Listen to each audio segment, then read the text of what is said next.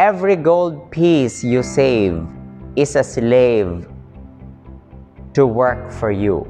Yan. Makakaiba, no? Is a slave to work for you. Every copper it earns is its child that also can earn for you. If you would become wealthy, then what you save must earn, and its children must earn, that all may help to give you the abundance you crave.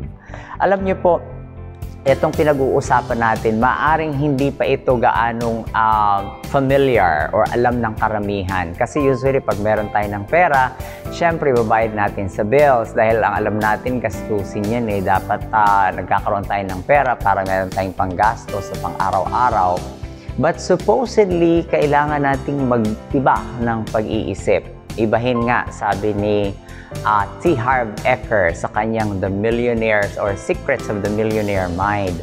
Kailangan ay ibahin natin ang laman ng ating mental cabinet.